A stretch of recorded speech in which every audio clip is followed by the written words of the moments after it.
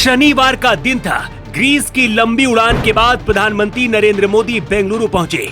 इसरो के वैज्ञानिकों को नमन किया और ऐलान कर दिया कि चंद्रयान 3 की लैंडिंग साइट को शिव शक्ति नाम से जाना जाएगा। भावुक होकर और रूंधे हुए गले से पीएम मोदी ने वैज्ञानिकों को सैल्यूट किया। मोदी का ये निस्वार्थ प्रेम किसी ने नहीं देखा, लेकिन सनातन सभ्यता और देवी देवताओं के खिलाफ इस देश में बोलने वालों को शिव शक्ति नाम कहां से जमता।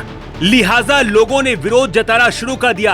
विरोध जब हद से पार हो गया तो स्वामी चक्रपाणी को सामने आना पड़ा। स्वामी चक्रपाणी ने बहुत बड़ी बात बोल दी। स्वामी चक्रपाणी ने कहा, चांद पर भी जिहादी मानसिकता के लोग पहुंच गए।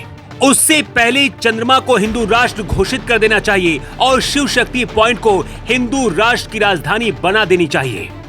स्वामी चक्रपाणी का दावा है कि चांद को हिंदू राष्ट्र बनाने की उनकी मांग को हिंदू महासभा, संत महासभा और कई हिंदू संगठनों का समर्थन है, जिससे जुड़ा पत्र वो सरकार को भेज रहे हैं। स्वामी चक्रपाणी ने यह भी कहा है कि शिव शक्ति पॉइंट पर भगवान शिव, मां पार्वती और भगवान गणेश का भव्य मंदिर बनाया जाना चाहिए। इसके बाद स्वामी चक्रपाणी बोले कि चंद्रयान की सफलता सिर्फ भारत की नहीं बल्कि पूरी मानवता की सफलता है।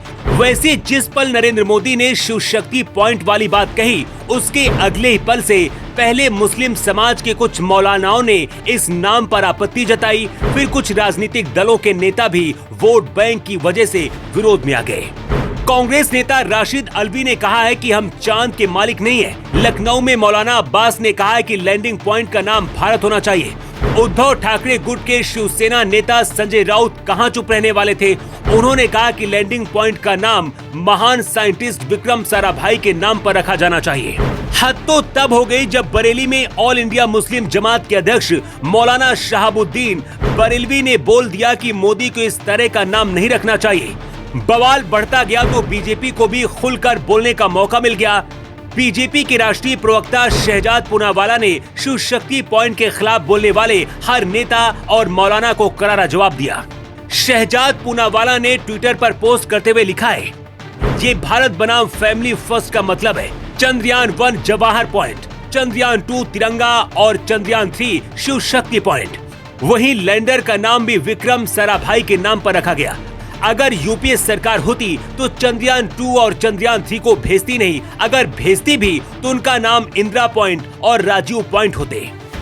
वैसे एक बात तो तय है, 23 अगस्त 2023 की शाम को जब चंद्रयान 3 की सॉफ्ट लैंडिंग हुई, उस पल ने भारत का डंका पूरी दुनिया में पीट दिया। इसीलिए अगर उस पॉइंट को शिव शक्ति के नाम से जाना जाए तो उसमें देश की शान बढ़ती है, घटती नहीं है।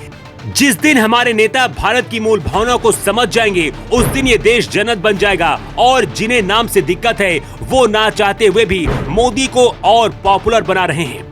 इसके साथ ही मोदी की ताकत और भी कई गुना बढ़ा रहे हैं। अगर आप भी शिव शक्ति पॉइंट के नाम से खुश हैं, मोदी के विजन के साथ हैं, तो कमेंट में लिखिए, हिंदुस्तान जिंदाबाद, इसरो जिंदाबाद।